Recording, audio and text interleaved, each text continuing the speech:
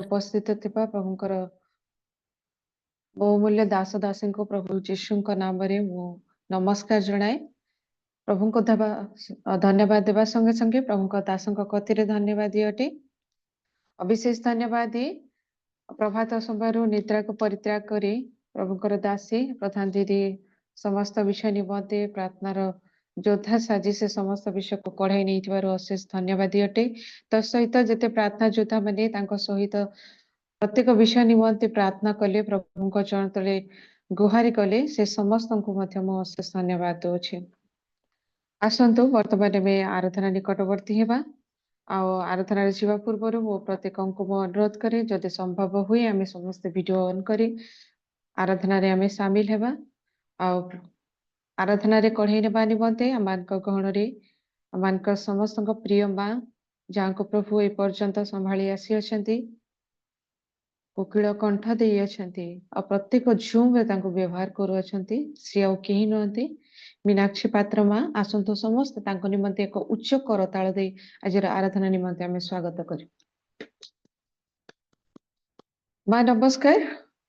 आज आराधना रे आम आपन को स्वागत करूछु। आराधना रे आपन को कढ़ई नियंतु।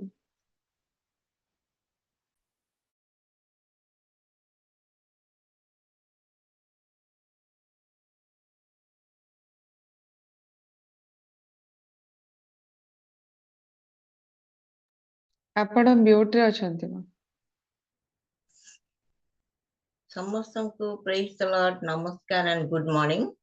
थैंक यू ग्रेसिन भोनी बहुत दिन पर आपन को देखुची and very glad to see you. God bless you. विशेष भाव में पर आज्ञा को धन्यवाद दिए आ से मत आज आराधना करबा निमंते सुयोग देथिबार। आसंतु पदे प्रार्थना करबा। प्रभुंकर विविध दया सकाशे जमाने विनष्ट हे ना प्रति प्रभात रे आमान को निमंते तांकर नूतन विश्वस्तता महत मान को बुझा करुणा कम नहीं। तेणु आसतु पदे प्रार्थना करी आज आराधना को आरंभ करवा। पवित्र पवित्र पवित्र मंगलमय स्वर्ग पिता धन्यवाद दूचु आउ एक स्फूर्तिपूर्ण प्रभात आम जीवन में जोग कर स्मरण कर प्रभु आम किए जे प्रभु तुम्हें आमको एते प्रेम कर किए जे तुम्हें आम एते जत्न नहीं धूली रुहीन तथापि धूली मान को साउंटी तुम गौरव तुम्हें रक्षा करुच बोली तुम नाम को धन्यवाद दूचु। रियल मिस्टर सेवा कार्य को पोस्टमास्टर को चारिकार्यों को मध्यस्थी प्रार्थना जो मैंने प्रभु निज निजर समस्त प्रार्थना को तुम निकट में बाढ़ी देते प्रभु समस्त को तुम समर्पण करे समस्त को तुम आशीर्वाद कर प्रभु मत तुम अधिकार कर तुम प्रशंसा करने समय तुम पवित्र आत्मा अभिषेक दे आम प्रत्येक को तुम्हें तुम पवित्र उपस्थिति को अनुभव करने दियो। गौरव महिमा तुमर हो। प्रार्थना तुम्हें शुणी उत्तर दे अच्छा धन्यवाद दे यीशु का नाम रे मांगो पिता आमेन आमेन आमेन। प्रभु को धन्यवाद दबा संगे संगे आसतु उपासना संगीतर 232 पृष्ठार गीतटी आम गाइबा जहाँकि मुकुंद दास द्वारा रचित करी जोड़ कर कोली रुद द्वार बसी अच्छी परा तुमरी आसे ये गीतटी द्वारा प्रभु प्रशंसा करवा।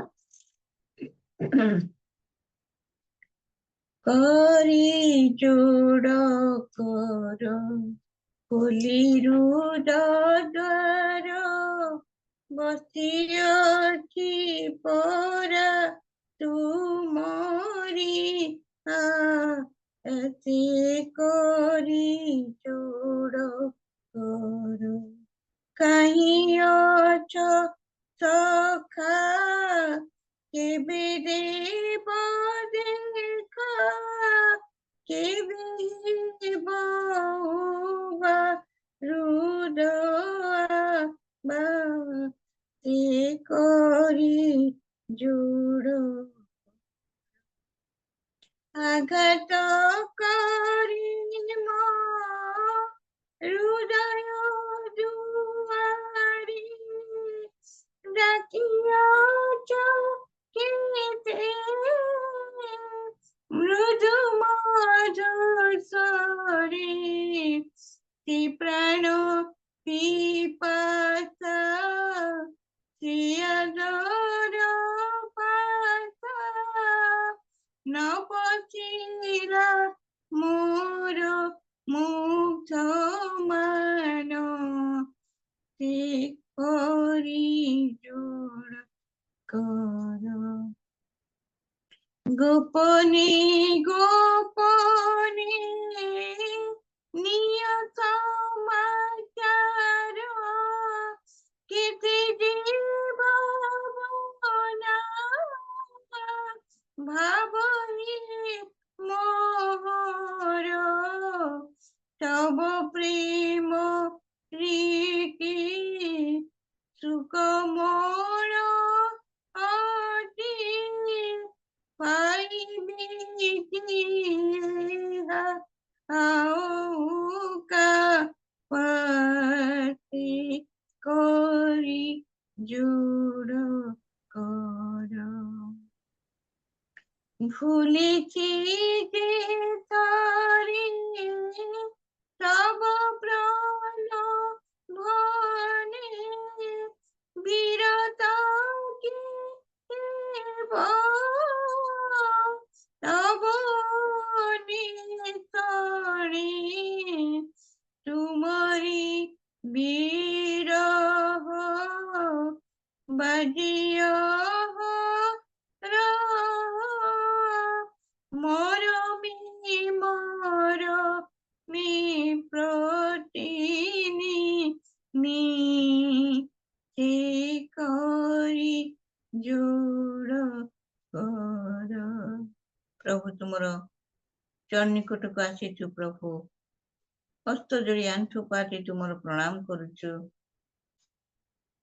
ଆମମାନଙ୍କ ହୃଦୟ ଗୁଡ଼ିକରେ ତୁମର ସେ ଉପସ୍ଥିତିକୁ ଅନୁଭବ କରିବା ପାଇଁ ତୁମେ ଆମମାନଙ୍କୁ ଏଇ ପ୍ରାତଃ ସମୟରେ ସୁଯୋଗ ଦେଇ ଜୀବିତ ରଖିଛ। ଧନ୍ୟବାଦ ଦେଉଛୁ ପ୍ରଭୁ। କେତେ ଥର ତୁମେ ଡାକିଛ, କେତେ ଥର ତୁମେ ଆମ ହୃଦୟକୁ ଆଘାତ କରିଛ।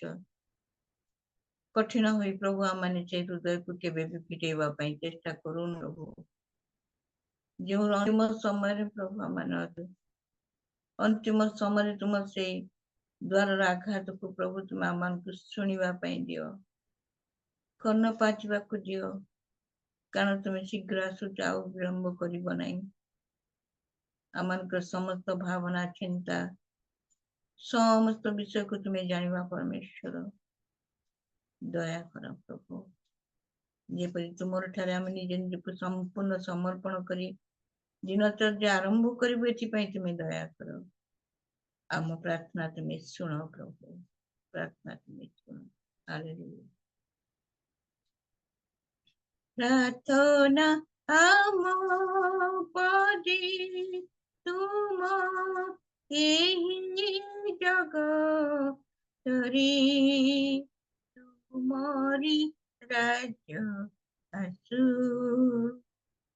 କାହିଁ କଲ ତୁମେ ସାକ୍ଷୀ ହେବ, ଘେନି ମୋର ନାମ। ଦେଖ ଏ ଯୁଗର ଶେଷ ଯାଇ ଅଛି ମୋ ସାଥୀ ତୁମ। ସ୍ମରଣ କରି ଶେଷ ପଥ, ସ୍ମରଣ କରି ଶେଷ ପଥ କରୁଣିବେ ଦନ ତୁମରି ରାଜ୍ୟ ଆସୁ। ପ୍ରାର୍ଥନା ଆମ ପରି ତୁମ ଏହି ଜଗତରେ ତୁମରି ରାଜ୍ୟ ଆସୁ।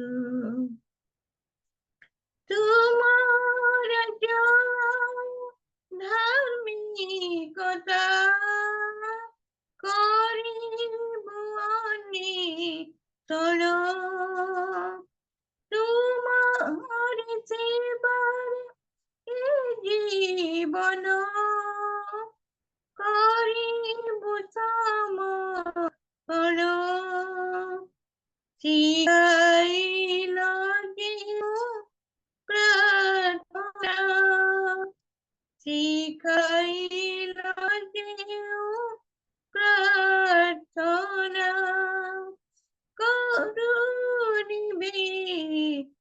জীবন তুমরি রাজ্য আসু প্রার্থনা আম পরে তুম জগতরি তুমরি রাজ্য আসু তুমরি রাজ্য আসু তুমরি রাজ্য আসু। প্রিয় প্রভু, ହୃଦୟର ସହିତ ତୁମ ରାଜ୍ୟ ଆସୁ ବୋଲି ଯଦି ଚାହୁଁଛୁ ପ୍ରଭୁ, ତେବେ ତୁମର ବାକ୍ୟ ପ୍ରମାଣେ ଆମମାନଙ୍କୁ ତୁମର ପଥରେ ଚାଲିବା ପାଇଁ ଶିଖାଅ। ତୁମର ବାକ୍ୟର ବାଧ୍ୟ ହୋଇ ପ୍ରଭୁ ଯେପରି ଆମମାନେ ଯାତ୍ରା କରିବୁ, ଚନନ୍ତ ସ୍ଥାନରେ ପ୍ରଭୁ ଆମମାନଙ୍କର ବାସସ୍ଥାନ ଯାହା ନିର୍ମାଣ କରିଅଛ, ସେଥି ନିମନ୍ତେ ପ୍ରସ୍ତୁତ ହେବୁ। ଧନ୍ୟବାଦ ଦଉଛୁ ପ୍ରଭୁ, ଧନ୍ୟବାଦ ଦଉଛୁ। ତୁମେ ଆମମାନଙ୍କୁ ତୁମ ପାଦ ତଳକୁ ଆସିବା ପାଇଁ ସାହାଯ୍ୟ କରିପାରୁ। ହାଲେଲୁୟା। ଆସନ୍ତୁ ଆଉ ଗୋଟେ ଗାଈ ବାକ୍ୟ ମଧ୍ୟକୁ ଯିବା। ପଦେ ପଦେ ଚାଲୁଛି ମୁଁ ଯୀଶୁ ତୁମ ସାଥୀ, ପଡ଼ିଗଲେ ଧୂଳି ଛାଡ଼ି ତୋଳି ନିଅ ହାତୀ। ପଦେ ପଦେ ଚାଲୁଛି ମୁଁ ଯୀଶୁ ତୁମ ସାଥୀ, ଜୀବନର ପ୍ରତିକ୍ଷଣେ ତୁମ ମୁଖ ଚାହିଁ ଚାଲିବି ମୁଁ ତବ ପଦ ଚିହ୍ନେ ପାଦ ଦେଇ। ଦୁର୍ବଳତା ଚିନ୍ତେ ମୋର ଆସି ଯିବେ ହେରି, ବଢ଼ାଅ ଶକ୍ତି ତବ ବାକ୍ୟ ଦାନ କରି, ପଥ চলা শিখাও হে মতে। পদে পদে চালুছি ମୁଁ ଯୀଶୁ ତୁମ ସାଥୀ, ରହିଯାଏ ପଛେ ଯଦି পথ চালিবারে ক্লান্তি ক্ষমা করি নিও গো সাথীরে, যাত্রা পথে বুঝিবি মো আখি তব কোলে, আলো তবে শ্যাম জানি পাইবি আত্মারে, গাউছিবি প্রশংসানি রতি। পদে পদে চালুছি ମୁଁ ଯୀଶୁ ତୁମ ସାଥୀ, ପଡ଼ିଗଲେ ଧୂଳି ଛାଡ଼ି ତୋଳି ନିଅ ହାତୀ। ପଦେ ପଦେ ଚାଲୁ ଅଛି ମୁଁ ଯୀଶୁ ତୁମ ସାଥୀ ଯୀଶୁ ତୁମ ସାଥୀ।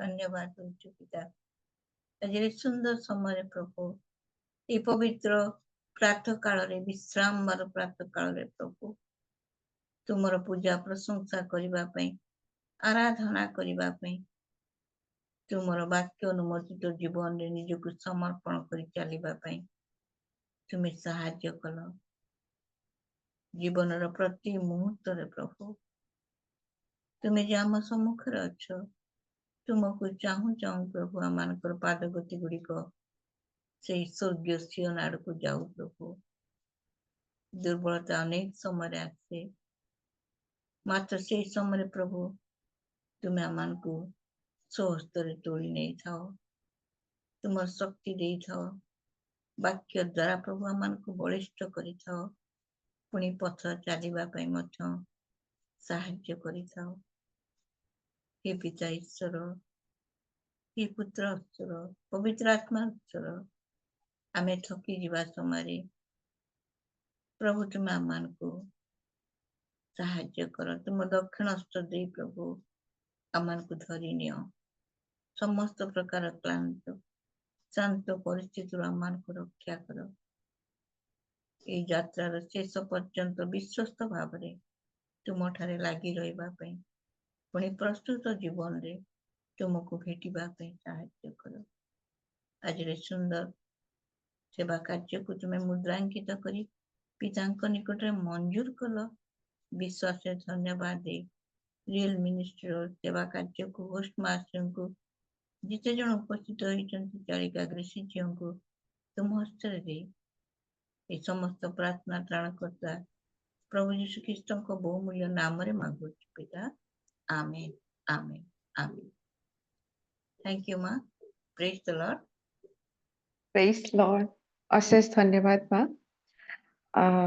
ପ୍ରଭୁଙ୍କର ମହାନାମକୁ ଧନ୍ୟବାଦ ଦେଇ ଆସନ୍ତୁ ପ୍ରଭୁଙ୍କ ଦାସୀ ସକାଶେ ଏକ ଉଚ୍ଚ କରତାର ଦେଇ ଆମେ ପ୍ରଭୁଙ୍କର ଗୌରବ କରିବା ସାଧାରଣତଃ ପ୍ରଭାତ ସମୟରେ ସଙ୍ଗୀତ ଗାନ କରିବାକୁ କହିଲେ କଣ୍ଠ ଫିଟେ ନାହିଁ କିନ୍ତୁ ପ୍ରଭୁଙ୍କର ନାମର ଧନ୍ୟବାଦ ହଉ ପ୍ରଭୁଙ୍କର ଦାସୀକୁ ସୁଳିତ କଣ୍ଠ ଦେଇଅଛନ୍ତି ଯେତେବେଳେ ସେ ପ୍ରଭାତରେ ହଉ କି ମଧ୍ୟାହ୍ନରେ ହଉ କି ସନ୍ଧ୍ୟାରେ ହଉ ସୁନ୍ଦର ଭାବରେ ସେ ପ୍ରଭୁଙ୍କର ଗାନ କରନ୍ତି ସୁନ୍ଦର କଣ୍ଠରେ ପ୍ରଭୁଙ୍କର ମହାନାମର ଗୌରବ କରୁଅଛି ପୁଣି ଥରେ ଆପଣମାନଙ୍କୁ ରିଏଲ ମିନିଷ୍ଟ୍ରି ପରିବାର ତରଫରୁ ସ୍ୱାଗତ ଜଣାଏ ସମ୍ଭବ ହୁଏ ଆମେ ସମସ୍ତେ ଭିଡିଓ ଅନ୍ କରି ବସିବା ବର୍ତ୍ତମାନ ମାନଙ୍କର ଆନାଉନ୍ସମେଣ୍ଟର କାର୍ଯ୍ୟକ୍ରମ ଅଛି ମୁଁ ଅନୁରୋଧ କରେ ପ୍ରଭୁଙ୍କର ଦାସ ରେଭରେଣ୍ଡ ପ୍ରମୋଦ ପରିଛା ଆଜ୍ଞା ଅଛନ୍ତି ସେ ଆମମାନଙ୍କୁ ଆନାଉନ୍ସମେଣ୍ଟ କାର୍ଯ୍ୟକ୍ରମରେ ଆଗକୁ କଢାଇ ନେଉଥିବେ ଆଜ୍ଞା ନମସ୍କାର ସିଷ୍ଟର ନମସ୍କାର ମୁଁ ଭିଡିଓ ଅନ୍ କରିପାରୁନି ଯେହେତୁ କାଶ ଅଧିକା ଅଛି ସେଥିପାଇଁ ଆଜ୍ଞା ଆଉ ଚଳିବ ସାର୍ ଆମମାନଙ୍କର ଫୋର୍ଥ ଟୁଗେଦର ନିମନ୍ତେ ଏକ ଜାଗା ଯୋଉଟା କି ତାମିଲନାଡୁର ଉଟିରେ ସିଲେକ୍ସନ କରାଯାଇଛି ସେଥି ନିମନ୍ତେ ଅନେକ ଲୋକ ଆଡଭାନ୍ସ ଆକାରରେ କିଛି କିଛି ପଇସା ଦେଇଛନ୍ତି ସେମାନଙ୍କ ନାମ ତାଲିକା ମୁଁ ପଢେଇ ଦଉଛି ଆଉ ସେମାନଙ୍କର ଯାତ୍ରା ନିମନ୍ତେ ଆଉ ଯେଉଁ ପ୍ରକାର ସମସ୍ତ ଆବଶ୍ୟକତା ପ୍ରଭୁ ଯୋଗାଇବେ ସେଥି ନିମନ୍ତେ ପ୍ରାର୍ଥନା କରିବେ ପ୍ରଥମେ ଏକ ଲୋଗୋସ ଦାସ ବର୍ଦ୍ଧନ ସେ 1000 ଟଙ୍କା ଦେଇଛନ୍ତି ରାହୁଲ ରାବଳ 2000 ହେମଲତା ସୁନା 2400 ଅମ୍ବିକା ମଲ୍ଲିକ 2400 ଦୁଃଖ ପାଣି 1000 ଟଙ୍କା ମୋହିତ ଜେନା 1000 ଟଙ୍କା ପ୍ରଦୀପ ରାଉଳ 2400 ଅଜିତ କାଉଁରୀ 1000 ଟଙ୍କା ଏମାରସାନ ନାୟକ 1000 ଟଙ୍କା ତାପରେ ସାଗର ସିଂ 4000 ଟଙ୍କା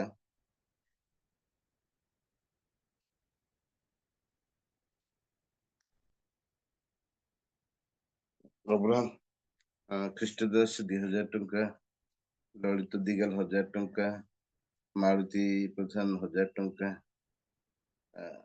ମାଳିମା ମଲ୍ଲିକ 1000 ଟଙ୍କା ଫିଲିମନ ପାଲ 1000 ଟଙ୍କା ରଙ୍କ ମାଳି 3000 ଟଙ୍କା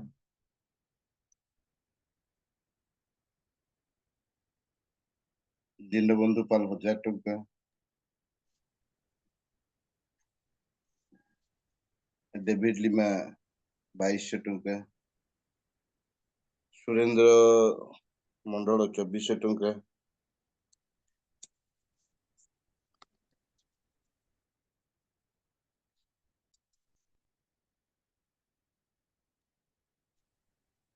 आम होस्ट पीटर आज्ञा 10,000 टंका,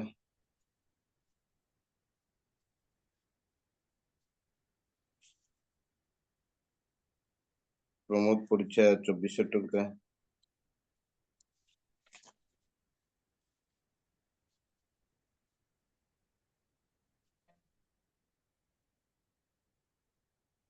हर्ष लोहरा 600 टंका, आईबो चिंचाणी 4000 टंका,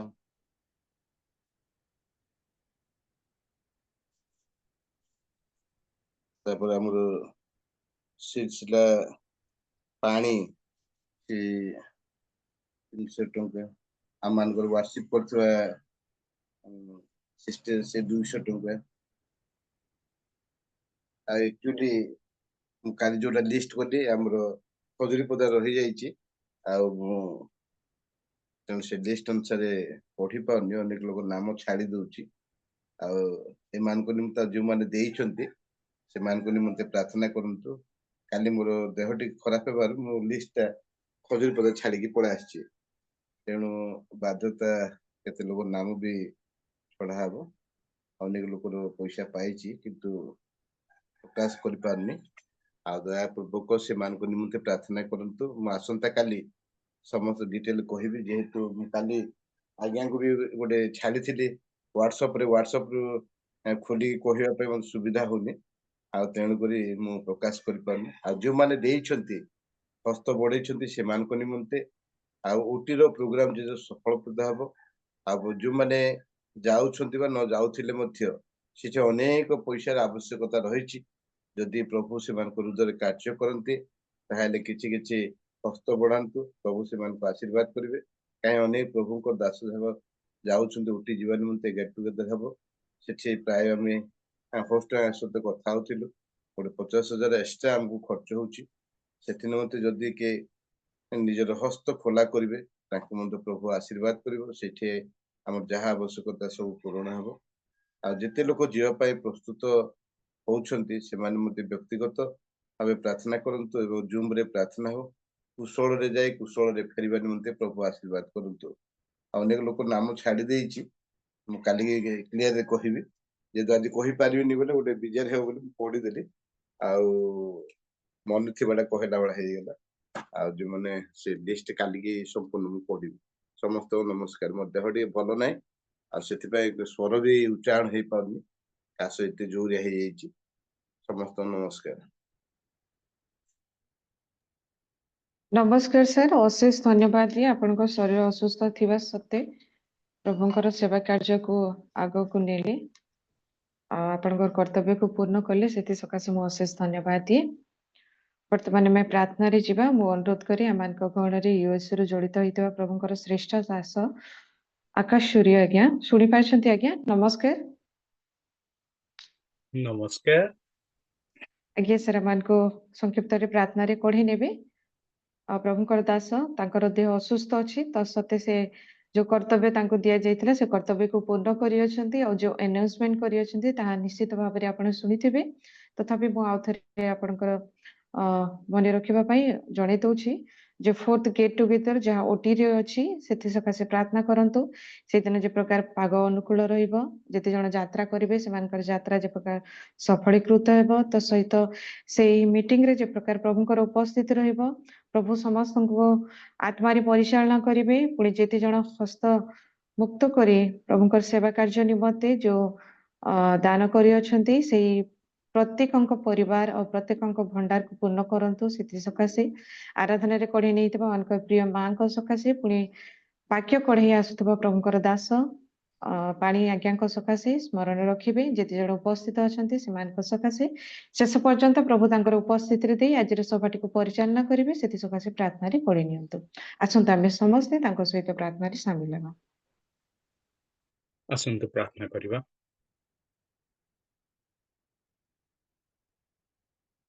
आहे आमମାନଙ୍କର ପ୍ରେମିକ ଦୟାଳୁ ଆମମାନଙ୍କର ମେଷପାଳକ ଉତ୍ତମ ପାଳକ ତୁମରି ସେ ପବିତ୍ର ମହାନାମକୁ ଧନ୍ୟ କହୁ।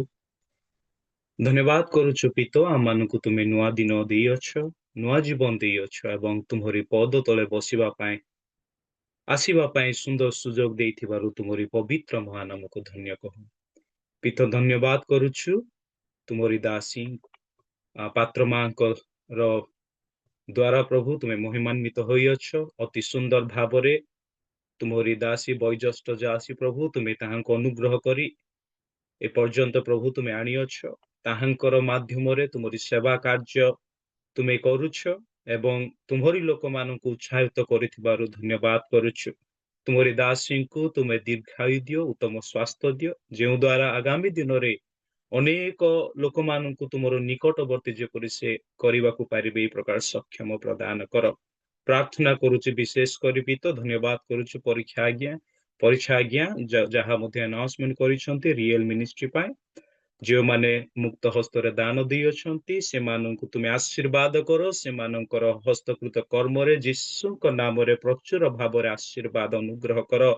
ଯେଉଁମାନେ ପ୍ରଭୁ ଇଚ୍ଛା ଅଛି କି ଦେବା ପାଇଁ ଚାହୁଁଛନ୍ତି କିନ୍ତୁ ଆଉ ଟଙ୍କାର ଅଭାବ ହେତୁରୁ ଦେଇପାରୁନାହାନ୍ତି ସେମାନଙ୍କ ନିମନ୍ତେ ପ୍ରାର୍ଥନା କରୁଛୁ। ସେମାନଙ୍କୁ ଆଶୀର୍ବାଦ କରି ସକ୍ଷମ କର ଯେଉଁ ଦ୍ୱାରା ସେମାନେ ପ୍ରଭୁ ଦାନ ଦେବେ ଏବଂ ଏହି ଯୋଉ ଉତ୍ତମ ସେବା କାର୍ଯ୍ୟରେ ଯୋଗ ଦେଇପାରିବେ ଏହି ପ୍ରକାର ସାହାଯ୍ୟ କର। ପିତ ପ୍ରାର୍ଥନା କରୁଛି ପ୍ରତ୍ୟେକ ତୁମରି ଦାସ ଦାସୀ ମାନଙ୍କୁ ସୁନ୍ଦର ତୁମେ ସୁଯୋଗ ଦେଇଅଛ କି ଆଗାମୀ ଦିନରେ ସେମାନେ ଉଠିଯିବେ। ସେମାନଙ୍କୁ ସୁସ୍ୱାସ୍ଥ୍ୟ ରଖ, ଶାନ୍ତି ଦିଅ, ଆବଶ୍ୟକ ବିଷୟରେ ପୂର୍ଣ୍ଣ କର।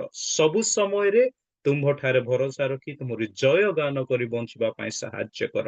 ତୁମରି ଦାସ ପାନି ଆଜ୍ଞା ପ୍ରଭୁ ତୁମରି ବାକ୍ୟ ନେଇ ଆସିବେ। ତୁମେ ତାହାଙ୍କର ମୁଖରୁ କଥା କୁହ।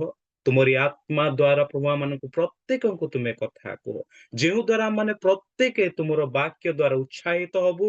ତୁମରି ବାକ୍ୟ ଦ୍ୱାରା ଆମମାନଙ୍କ ହୃଦୟ ପରିବର୍ତ୍ତନ ଯେପରି ହବ, ତୁମରି ବାକ୍ୟ ଦ୍ୱାରା ଯେପରି ଆମେ ସମସ୍ତେ ତୁମରି ନିକଟବର୍ତ୍ତୀ ହୋଇ ତୁମର ଉପସ୍ଥିତିକୁ ଅନୁଭବ କରିବା ପାଇଁ ସାହାଯ୍ୟ କର। ପୂଜା ବନ୍ଦନା ଗୌରବ ସମ୍ଭ୍ରମ କେବଳ ତୁମକୁ ଦେଇ ପ୍ରାଣ ଦିଆ ବନ୍ଧୁ ପ୍ରଭୁ ଯୀଶୁଙ୍କ ନାମରେ ମାଗୁଛୁ, ଆମେନ୍। ଆମେନ୍। ଅଶେଷ ଧନ୍ୟବାଦ ସାର୍ ସମସ୍ତ ବିଷୟକୁ ସ୍ମରଣ କରି ପ୍ରାର୍ଥନାରେ ତୋଳି ଧରିଥିବା ସକାଶେ ମୁଁ ରିଏଲ ମିନିଷ୍ଟ୍ରି ପରିବାର ତରଫରୁ ଅଶେଷ ଧନ୍ୟବାଦ ଦିଏ। ୟୁଏସଏ ରେ ରହିଥିଲେ ମଧ୍ୟ ଶୁଦ୍ଧ ଓଡ଼ିଆ ପ୍ରକାଶ କରୁଛନ୍ତି। ପ୍ରଭୁଙ୍କର ଗୌରବ ହଉ। ଆସନ୍ତୁ ଆମେ ମୁଖ୍ୟ ସମୟରେ ପହଞ୍ଚି ଯାଇଅଛୁ। ଆମେ ସମସ୍ତେ ଭିଡିଓ ଅନ୍ କରିବା ପ୍ରଭୁଙ୍କ ଗୌରବ ସକାଶେ ଏବଂ ବାକ୍ୟକୁ ସମ୍ମାନ ଦେବା ସକାଶେ ଆମେ ସମସ୍ତେ ଭିଡିଓ ଅନ୍ କରିକି ବସିବା। ବର୍ତ୍ତମାନ ସେଇ ଆମେ ବହୁମୂଲ୍ୟ ସମୟରେ ଉପସ୍ଥିତ ହୋଇଅଛୁ, ବାକ୍ୟକୁ ଶ୍ରବଣ କରିବାକୁ ଯାଉଅଛୁ। ଆମମାନଙ୍କ ଗହଣରେ ପ୍ରଭୁଙ୍କର ପ୍ରିୟ ଦାସ ଯେ କି ଏକାଧାରରେ ଜଣେ ଗାୟକ, ପୁଣି ଗୀତ ରଚକ, ପୁଣି ଉତ୍ତମ ଜଣେ ପ୍ରଚାରକ, ଅନେକ ଆତ୍ମାମାନଙ୍କୁ ତାଙ୍କ ବାକ୍ୟ ଦ୍ୱାରା ପ୍ରସ୍ତୁତ କରୁଅଛନ୍ତି। ତେଣୁ ସେଇ ପ୍ରଭୁଙ୍କର ଦାସଙ୍କ ସକାଶେ ଆମେ ପ୍ରଭୁଙ୍କ ନିକଟରେ ଗୌରବାନ୍ୱିତ କରୁଅଛୁ, ଗୌରବ ଦେଉଅଛୁ। ଆସନ୍ତୁ ଆଜିର ବାକ୍ୟର ପରିଚର୍ଚ୍ଚା ନିମନ୍ତେ ପ୍ରଭୁଙ୍କର ଦାସଙ୍କୁ ଆମେ ଉଚ୍ଚ କରତାଳ ଦେଇ ରେଭରେଣ୍ଡ ଆନୁଷ ପାନି ଆଜ୍ଞାଙ୍କୁ ଆମେ ସ୍ୱାଗତ କରୁଥିବା। ଆଜ୍ଞା ନମସ୍କାର। ଆଜିର ବାକ୍ୟର ନମସ୍କାର। ପରିଚର୍ଚ୍ଚାରେ ଆମମାନଙ୍କୁ କଢ଼େଇ ନିଅନ୍ତୁ ଆଜ୍ଞା। Praise the Lord. Hallelujah. Hallelujah. विशेष करी एतेबेले आमानकर स्वर्गस्थ पिता परमेश्वरंकर गौरव हो, पिता पुत्र पवित्र आत्मांकर गौरव हो। से आज अनेक दिन पर रियल मिनिस्ट्री माध्यम आपण मानक सहित वाक्य माध्यम एक सुंदर सहभागिता होगा मत अंशी करते। तत्सहित मु रियल मिनिस्ट्री होस्ट आज्ञा को रेस्पेक्टेड रेवरेंड पीटर आज्ञा को मु धन्यवाद देवी। से मते सुजोग देइछंती आपनक सहित साक्षात करैबा पाए। तत्सहित मु आपण मानकु विशेष विशेष धन्यवाद देवी। प्रभुंकर दास दासी जिते सबू छोट बड़ कहले तो भूल हेबो, समस्ते प्रभुंकर दास दासी विश्वासी विश्वासिनी जिते आमे उपस्थित अच्छु। आज सुंदर प्रातः काल एक सुंदर भल विषय उत्तम विषय अंशी हेबा पाए तेणु विशेष कर आपण मानक धन्यवाद देवी निहाती पचारि मु सब प्रचार पूर्व गोटे कथा पचारे आपण माने केमती अछंती केमती अछंती आपण माने हाथ टेकिबे मु जानिबे आपण भल अछंती धन्यवाद धन्यवाद आउ बोधे जो माने हाथ टेकी नांती बोधे से मानकर देह टिके खराब थाई पारे से जा हो से माने देह खराब थिले भी से माने आपण मानको सहित हम मानको सहित सुंदर सहभागिता देइछंती अच्छा ठीक अछि आमे आगो को बढ़िबा आजी आमे जहाँ चिंता करिबा प्रभु आमानको कथा कहंतु किछि शिक्षा दियंतु किछि परामर्श दियंतु गोटे सतर्कता बाणी दियंतु मु आशा करुछि जेतेबेले आओ प्रभुंकर दासी वर्शिप करुथिले सेथिरे मध्ये आमे अनेक किछि वाक्य पाई जाइछु सेथिरे मध्ये आमे किछि सतर्कता पाई जाइछु बोली मु विश्वास करुछि प्रभु तांको आशीर्वाद करंतु आओ एतेबेले आमे जहाँ चिंता करिबा से वाक्य दे प्रभु आमानको कथा कहंतु आधुनिक पृथ्वी को युद्धर कला बादल घोड़े रही आम अल्प समय ध्यान दे सुनवा अनेक वर्ष पूर्वे आमे पाठ्यपुस्तक पढ़ुलु युद्ध विषय स्कूल पिला हिसाब रे कॉलेज पिला हिसाब रे एमुक साल रे एमुक युद्ध होइतिला एमुक साल रे एमती हेतिला ए युद्ध रे से हारितिला ये जीतितिला ओ अनेक हिस्ट्री आपण माने पढिचंती एबे वर्तमान आपण मु निज आखिरे देखुछु पढुनु खाली निज आखिरे देखि पारुछु निजे सुनी पारुछु आपणकर निज देशर युद्ध आपण देखुचंती आपणको देशर पड़ोसी देशर युद्ध आपण देखुचंती बहुत युग बदली जाय जाओ बही पढ़ा सिस्टम बंद हो जाय आखि आगे देखुछु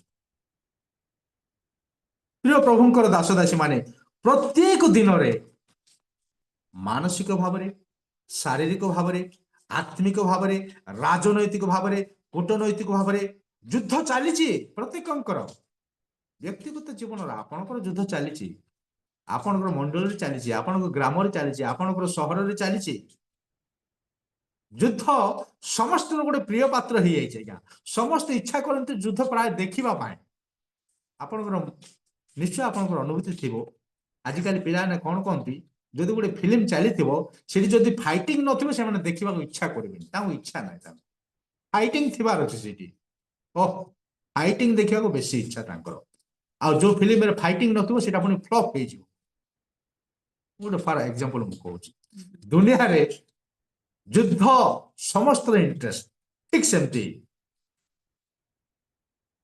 समस्त मनरे समस्त ग्राम रे समस्त मंडल रे समस्त देश रे गोटे युद्धर कला बादल घोड़े नहीं आज्ञा तेणु मु आज चिंता करुली ए समस्त मूल केंद्र बिंदु किए सब करुछि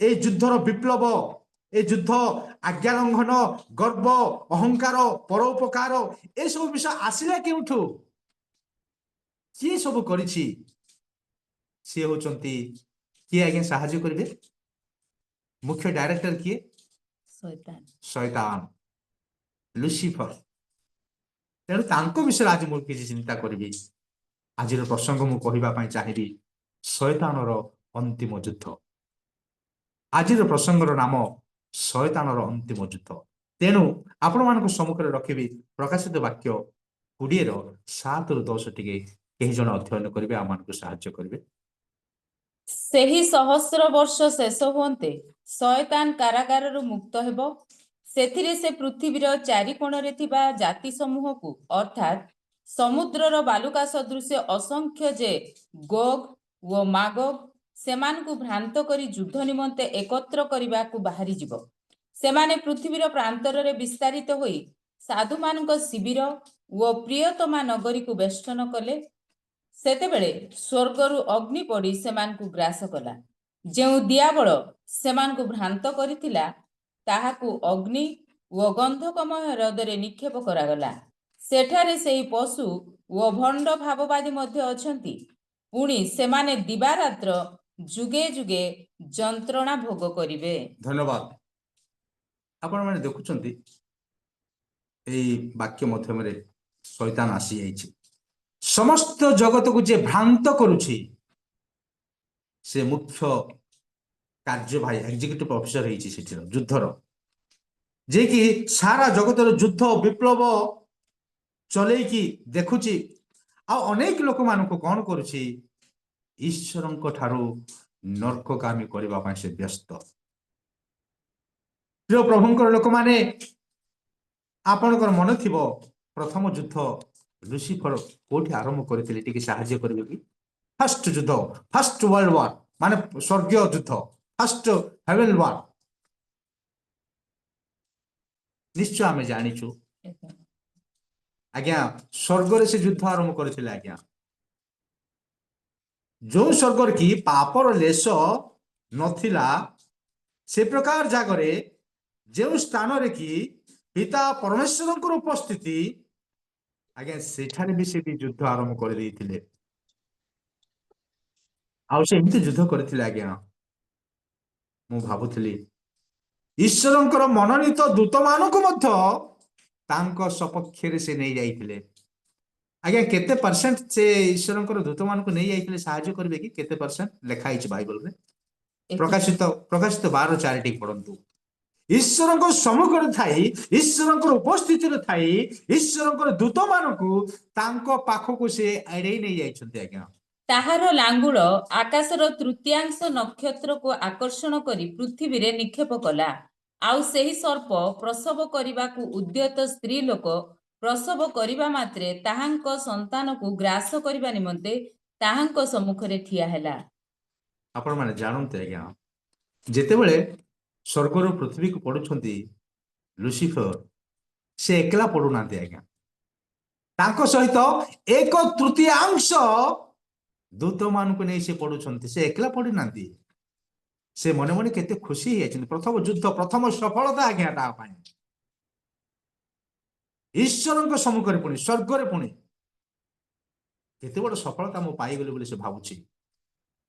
କିନ୍ତୁ ଶୈତାନର ଅନ୍ତିମ ଯୁଦ୍ଧ ଶେଷ ହେବା ପାଇଁ ଆସୁଛି ଆଜ୍ଞା, ତାଙ୍କର ସମୟ। ତାପରେ ଦେଖିବେ, ସ୍ୱର୍ଗ କଥା ଛାଡନ୍ତୁ, ତାପରେ ପୃଥିବୀ ଆସିଲା ପରେ ଏଦନ ଉଦ୍ୟାନରେ ମଧ୍ୟ ଈଶ୍ୱରଙ୍କର ମନୋନୀତ ହବା ଆଦମଙ୍କୁ ଏମିତି ସେ କରିଛନ୍ତି, ଦୋଷୀ ସାବ୍ୟସ୍ତ କରିଦେଇଛନ୍ତି। ତୁମେ କଣ ଈଶ୍ୱର ତାଙ୍କୁ ତୁମେ ତିଆରି କରୁଛ, ଫୁଙ୍କ ଦେଇକି ଉତ୍ତମ ଭାବରେ ତିଆରି କରିଛ, ନିଜର ପ୍ରତିମୂର୍ତ୍ତିରୁ ତିଆରି କରିଛ, ଦେଖ ମୁଁ କଣ କରୁଛି। ଏଦନ ଉଦ୍ୟାନରେ ମଧ୍ୟ ସେ ତାଙ୍କୁ ଏମିତି ସେ କରିଛନ୍ତି, ଦୋଷୀ ସାବ୍ୟସ୍ତ କରିଛନ୍ତି। ଦ୍ୱିତୀୟ ବିଜୟର ସଫଳତା ମୁଁ ଭାବୁଛି। କେତେ ଖୁସି ହେଇଯାଉଥିବେ। ତାପରେ ସେ କଣ କରିଛନ୍ତି ଆଜ୍ଞା?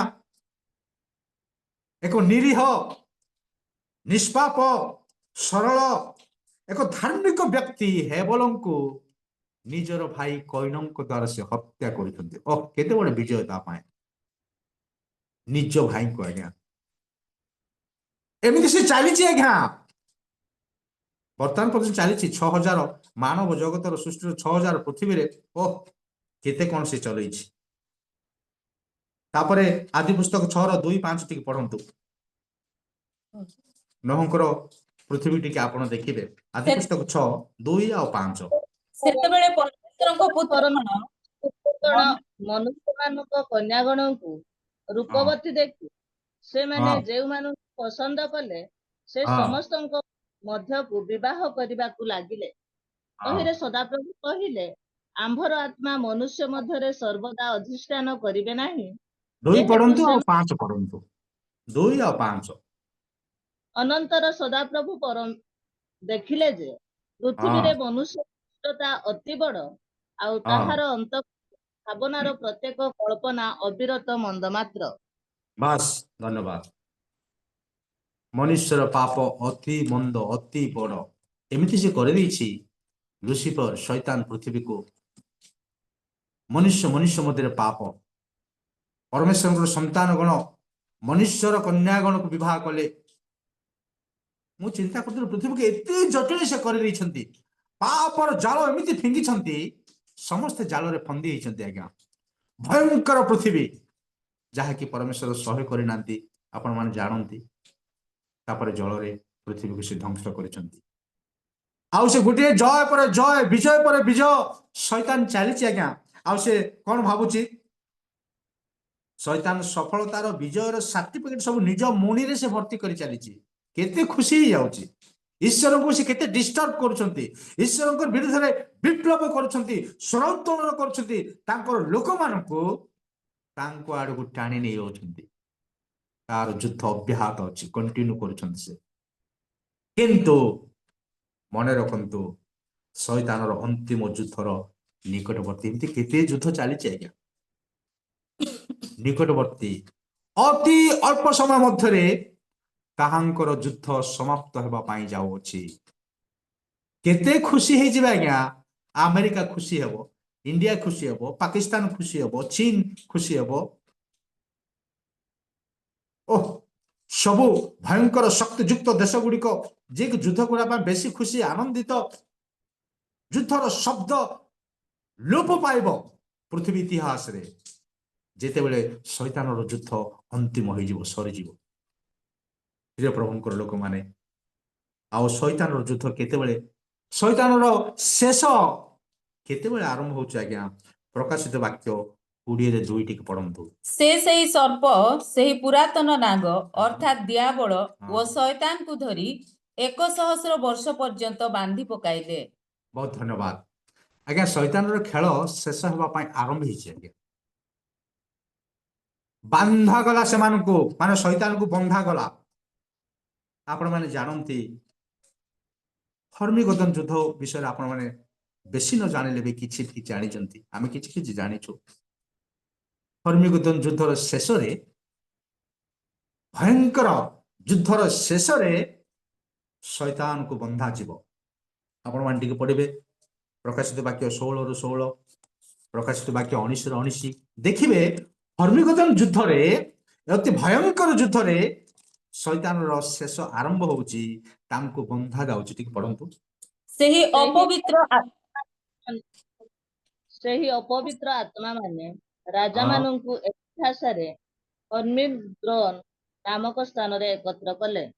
ହର୍ମିଗଦନ ନାମକ ସ୍ଥାନରେ ଏକତ୍ର କଲେ। ହଁ, ତାପରେ ସେଇ ପ୍ରକାଶିତ ବାକ୍ୟ 19:19 ପଢନ୍ତୁ। ପରେ ମୁଁ ପଶୁଙ୍କୁ ଏବଂ ପୃଥିବୀର ରାଜାମାନଙ୍କୁ ଓ ସେମାନଙ୍କର ସୈନ୍ୟ ବାହିନୀକି ସେହି ହଁ। ଅସ୍ପର ଓ ତାହାଙ୍କ ସୈନ୍ୟ ବାହିନୀଙ୍କ ସହିତ ଯୁଦ୍ଧ କରିବା ନିମନ୍ତେ ଏକତ୍ର ହୋଇଥିବାର ଦେଖିଲି। ବହୁତ ଧନ୍ୟବାଦ। ସେଇ ହର୍ମିଗଦନ ଯୁଦ୍ଧରେ ଆଜ୍ଞା, ସେଇ ହର୍ମିଗଦନ ସ୍ଥାନରେ ଆଜ୍ଞା, ହର୍ମିଗଦନ ସ୍ଥାନ ବୋଲେ ଆମେ ଆର୍ମାଗେଦନରୁ ଏ ହର୍ମିଗଦନ ୱାର୍ଡଟା ଆସିଛି, ହେବ୍ରି ୱାର୍ଡରୁ, ଯୋଉଟା କି ମାଉଣ୍ଟ ଅଫ ମେଗିଡୋ ବୋଲି କହନ୍ତି। ଲୋକେସନଟା ଉତ୍ତର ଇସ୍ରାଏଲର ପୁରାତନ ମେଗିଡୋ ସହର ବୋଲି କହନ୍ତି। ଏମିତି ସମୟ ଆସୁଛି ସେଇଠି ଯୁଦ୍ଧ ହବ, ସେଇ ଲୋକେସନରେ ଯୁଦ୍ଧ ହବ। ତ ହର୍ମିଗଦନର ଯୁଦ୍ଧର ଶେଷରେ ପ୍ରକାଶିତ ବାକ୍ୟ 20:2 ଅନୁସାରେ ଶୈତାନକୁ ବନ୍ଧା ଯାଉଛି। ସେଟା ହଉଛି ଯୁଦ୍ଧର ଶେଷ ଆରମ୍ଭ। ତାଙ୍କର ଯୁଦ୍ଧର ଶେଷ ହଉଛି ପ୍ରକାଶିତ 20:10। କିନ୍ତୁ ତାହା ସହିତ ଆଉ 2 ଜଣଙ୍କର ଯୁଦ୍ଧ ମଧ୍ୟ ଶେଷ ହେବା ପାଇଁ ଯାଉଛି ଆଜ୍ଞା, ଯାହାକି ଆପଣ ମୁଁ ସାରା ବିଶ୍ୱ ଅପେକ୍ଷା କରିଛୁ ଆମେ ତାଙ୍କୁ ଦେଖିବା ପାଇଁ। ଯାହାକି ଲୁସିଫର ଶୈତାନର ରାଇଟ ହ୍ୟାଣ୍ଡ, ଲେଫ୍ଟ ହ୍ୟାଣ୍ଡ, ମୁଁ ଭାବୁଛି ନାଇଁ ଲେଫ୍ଟ ହ୍ୟାଣ୍ଡ ତ ନାହିଁ, 2 ଜଣ ଯାକ ରାଇଟ ହ୍ୟାଣ୍ଡ। ଆଣ୍ଟିକ୍ରାଇଷ୍ଟ ଆଉ ଭଣ୍ଡ ଭାବବାଦୀ, ଭଣ୍ଡ ଖ୍ରୀଷ୍ଟ ଆଉ ଭଣ୍ଡ ଭାବବାଦୀ, ଏମାନେ ଶୈତାନକୁ ଏତେ ସାହାଯ୍ୟ କରିବେ, ଏତେ କୋପରେଟ କରିବେ, ତାଙ୍କର ଶକ୍ତିରେ ପୃଥିବୀକୁ ହଲଚଲ କରିବେ। ସେମାନଙ୍କର ଯୁଦ୍ଧ ମଧ୍ୟ ଶେଷ ହେବା ପାଇଁ ଯାଉଛି। ସେମାନେ କେତେବେଳେ ଏଣ୍ଟ୍ରି କରୁଛନ୍ତି ଆଜ୍ଞା ବିଶ୍ୱକୁ, ପୃଥିବୀକୁ? ପ୍ରକାଶିତ ବାକ୍ୟ 13:1-2 ଟିକେ ପଢନ୍ତୁ। ଆଉ ଜଣେ ଭଣ୍ଡ ଖ୍ରୀଷ୍ଟ ସମୁଦ୍ରରୁ ଆସୁଛି, ଆଉ ଭଣ୍ଡ ଭାବବାଦୀ ଭୂମିରୁ ଆସୁଛି ବୋଲି ଲେଖା ଅଛି। ପ୍ରକାଶିତ ବାକ୍ୟ 13:1-2 ପଢନ୍ତୁ। ସମୁଦ୍ର ମଧ୍ୟରୁ ଗୋଟିଏ ପଶୁକୁ ଉଠି ଆସିବାର ଦେଖିଲି। ତାହାର 10 ଓ 7 ମସ୍ତକ, ତାହାର ଗୁଡାକରେ 10ଟା ମୁକୁଟ ଓ ମସ୍ତକ ଗୁଡାକ ଉପରେ ଈଶ୍ୱର ନିନ୍ଦା ସୂଚକ ବିଭିନ୍ନ ନାମ। ଧନ୍ୟବାଦ। ଏହି 13-11 ପଢନ୍ତୁ। ତତ୍ପରେ ମୁଁ ଆଉ ଗୋଟିଏ ପଶୁଙ୍କୁ ଭୂମି ମଧ୍ୟରୁ ଉଠି ଆସିବାର ଦେଖିଲି। ଆଉ ଗୋଟିଏ ମେଷ ପଶୁକୁ ଭୂମି ମଧ୍ୟରୁ ଉଠି ଆସିବାର ଦେଖିଲି। ମେଷ ଶାବକ ପରି ତାହାର 2ଟା ଶୃଙ୍ଗ, ଆଉ ସେ ସର୍ପ ପରି କଥା କହୁଥିଲା। ବହୁତ ଧନ୍ୟବାଦ, ସେଠି ଯଥେଷ୍ଟ। ଏଇ ଭଣ୍ଡ ଖ୍ରୀଷ୍ଟ ଆଉ ଭଣ୍ଡ ଭାବବାଦୀ ସେମାନେ ପ୍ରକାଶିତ ବାକ୍ୟ 13ରେ ଏଣ୍ଟ୍ରି କରୁଛନ୍ତି ଆଜ୍ଞା। ଆଉ ସେମାନଙ୍କର ଯୁଦ୍ଧ, ସେମାନଙ୍କର ପ୍ରୟାସ, ସେମାନଙ୍କର ଈଶ୍ୱର ବିରୋଧୀ କାର୍ଯ୍ୟ, ସେମାନଙ୍କର ବହି କେତେବେଳେ ଶେଷ ହଉଛି? ପ୍ରକାଶିତ ବାକ୍ୟ 19-20 ଟିକେ ପଢନ୍ତୁ। ତାଙ୍କର ଖେଳ ମଧ୍ୟ ଖତମ ହେବା ପାଇଁ ଯାଉଛି।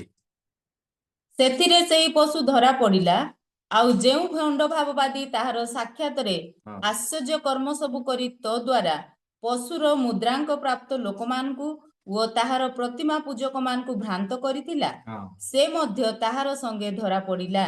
ସେମାନେ ଉଭୟେ ଜୀବିତ ଅବସ୍ଥାରେ ଗନ୍ଧକ ପ୍ରଜ୍ୱଳିତ ହ୍ରଦରେ ନିକ୍ଷିପ୍ତ ହେଲେ। ଅତି ଭୟଙ୍କର ଏଣ୍ଡିଂ ହଉଛି ଆଜ୍ଞା। ଶୈତାନର ରାଇଟ୍ ହ୍ୟାଣ୍ଡ ଲୋକମାନଙ୍କୁ ଭଣ୍ଡ ଖ୍ରୀଷ୍ଟ ଭଣ୍ଡ ଭାବବାଦୀ ମାନେ ବିଶ୍ୱାସୀ ମାନଙ୍କୁ ଯୋଉ ସମସ୍ୟା ସୃଷ୍ଟି କରିଛନ୍ତି, ଭୟଙ୍କର ଭାବରେ 666 ନମ୍ବରକୁ ବାହାର କରିବେ, ମୂର୍ତ୍ତି ସ୍ଥାପନ ହବ, ସେମାନଙ୍କୁ ପ୍ରଣାମ କରିବା ପାଇଁ ବାଧ୍ୟ କରିବେ, ଈଶ୍ୱରଙ୍କର ଲୋକମାନଙ୍କୁ ବିଭ୍ରାନ୍ତ କରିବେ। ଆଜ୍ଞା ସେମାନେ ମଧ୍ୟ ଜିଅନ୍ତା ଭାବରେ ଗନ୍ଧକ ପ୍ରଜ୍ୱଳିତ ହ୍ରଦରେ ନିକ୍ଷିପ୍ତ। ସେମାନଙ୍କର ଖେଳ, ସେମାନଙ୍କର ଯୁଦ୍ଧ ମଧ୍ୟ ସମାପ୍ତ ହେବା ପାଇଁ ଯାଉଛି। ଶୈତାନର ଯୁଦ୍ଧ ସମାପ୍ତ ହେବା ପାଇଁ ଯାଉଛି, ଆଉ ସେମାନଙ୍କର ଯୁଦ୍ଧ ମଧ୍ୟ ସମାପ୍ତ ହଉଛି। ଆଜ୍ଞା ବାକ୍ୟରେ ଲେଖା ଅଛି, ଜିଅନ୍ତାରେ ସେମାନଙ୍କୁ ଗନ୍ଧକ ପ୍ରଜ୍ୱଳିତ ହ୍ରଦରେ ନିକ୍ଷିପ୍ତ କରାଉଛି। ଆପଣ ଗୋଟିଏ ବିଷୟ ଦେଖିବେ, ବାଇବଲରେ ଲେଖା ଅଛି, ସମସ୍ତଙ୍କୁ ବିଚାର ସରିଲା ପରେ ଜଣେ ବ୍ୟକ୍ତି ସ୍ୱର୍ଗ ଯିବ କି ନର୍କ ଯିବ, ବିଚାର ପରେ। କିନ୍ତୁ ଏଇ ଦୁଇ ବ୍ୟକ୍ତିକୁ ବିନା ବିଚାରରେ ତାଙ୍କୁ ଧରାଯାଉଛି, ପ୍ରଜ୍ୱଳିତ ହ୍ରଦରେ ଫିଙ୍ଗା ଯାଉଛି। ଆଜ୍ଞା ରୋମୀ ପୁସ୍ତକ 14-12 ଦେଖିବେ, ବିନା ବିଚାରରେ କାହାକୁ ଦଣ୍ଡ ଦିଆଯାଏ, କିନ୍ତୁ ଏମାନେ ଏତେ ପାପ କରିଛନ୍ତି ଈଶ୍ୱରଙ୍କ ବିରୁଦ୍ଧରେ, ଈଶ୍ୱରଙ୍କୁ ଆଉ ବିଚାର କରିବାକୁ ଆବଶ୍ୟକ ପଡୁନି। ଆଜ୍ଞା ସେମାନେ ଯେ ଦୋଷୀ ବୋଲି ଈଶ୍ୱର ନ୍ୟାୟବାନ ପରମେଶ୍ୱର ସେ ପୃଥିବୀକୁ ପ୍ରମାଣ କରିବା ପାଇଁ ଚାହୁଁନାହାନ୍ତି। ଅତି ଭୟଙ୍କର ବ୍ୟକ୍ତି ମାନେ ସେମାନଙ୍କୁ ବିନା ବିଚାରରେ ଗନ୍ଧକ ପ୍ରଜ୍ୱଳିତ ହ୍ରଦରେ ନିକ୍ଷିପ୍ତ କରାଯାଉଛି। ଆପଣମାନେ ଜାଣିଥିବେ 2 ପିତର 2:4 ପତିତ ଦୂତମାନଙ୍କୁ ମଧ୍ୟ ବର୍ତ୍ତମାନ ବନ୍ଧନରେ ରଖାଯାଇଅଛି, ସେମାନେ ବି ବନ୍ଦିତ। ସଠିକ ପଢିଦେବେ 2 ପିତର 2:4। ଜୀବନ୍ତ ପ୍ରସ୍ତର ସ୍ୱରୂପ ଯେ ସେଇ ପ୍ରଭୁ ହଁ। ସେ ମନୁଷ୍ୟମାନଙ୍କ ଦ୍ୱାରା ଅଗ୍ରାହ୍ୟ ହେଲେ ସତ, କିନ୍ତୁ ଈଶ୍ୱରଙ୍କ ନିକଟରେ ମନୋନୀତ ଓ ବହୁମୂଲ୍ୟ ଅଟନ୍ତି। 2 ପିତର 2:4। କାରଣ କାରଣ ଈଶ୍ୱର ପାପରେ ପତିତ ହଁ ଦୂତମାନଙ୍କୁ ନ ଛାଡି ନରକରେ ନିକ୍ଷେପ କରି ବିଚାର ନିମନ୍ତେ ଅନ୍ଧକାରମୟ ଗନ୍ଧକରେ ରଖିଅଛନ୍ତି। ଆଜ୍ଞା ଦୂତମାନଙ୍କୁ ମଧ୍ୟ ବିଚାର ପାଇଁ ୱେଟ୍ କରାଯାଇଛି। ଆଜ୍ଞା ସେମାନଙ୍କର ବି ଖେଳ ଖତମ ହବ। ଶୈତାନର, ତାଙ୍କୁ ସହଯୋଗ କରୁଥିବା ଭଣ୍ଡ ଖ୍ରୀଷ୍ଟ ଭଣ୍ଡ ଭାବବାଦୀ, ପୁଣି ପତିତ ଦୂତମାନେ। ଆଶ୍ଚର୍ଯ୍ୟ ଆଜ୍ଞା, ଆପଣମାନେ ଆଉ ଗୋଟେ ବିଷୟ ଚିନ୍ତା କରିବେ, ନର୍କର ସିନିୟର ସିଟିଜେନ ହଉଛନ୍ତି ଏଇ ଭଣ୍ଡ ଖ୍ରୀଷ୍ଟ ଆଉ ଭଣ୍ଡ ଭାବବାଦୀ। ସବୁଠାରୁ ଅଧିକ ସମୟ ରହିଥିବା ଏଇ 2 ଜଣ ବ୍ୟକ୍ତି ଆଜ୍ଞା ମନେ ରଖନ୍ତୁ।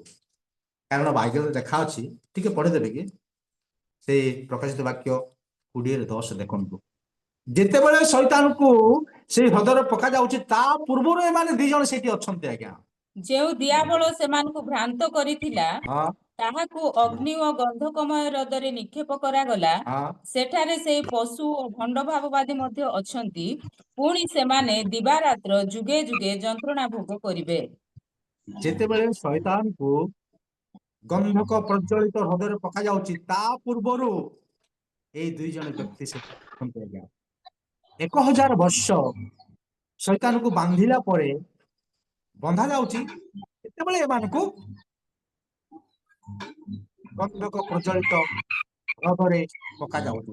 ଯେତେବେଳେ ଶୈତାନକୁ ବନ୍ଧା ଯାଉଛି 1000 ବର୍ଷ ପାଇଁ, ସେତେବେଳେ 2 ଜଣଙ୍କୁ ଅଲରେଡି ପକାଯାଉଛି। ତା ମାନେ ଯେତେବେଳେ ଶୈତାନକୁ ରିଲିଜ କରାଯାଉଛି, ସେତେବେଳେ 1000 ବର୍ଷ ବିତି ଯାଇଛି। ଆଜ୍ଞା 1000 ବର୍ଷ ପୂର୍ବରୁ ସେମାନେ ପଡି ରହିଛନ୍ତି।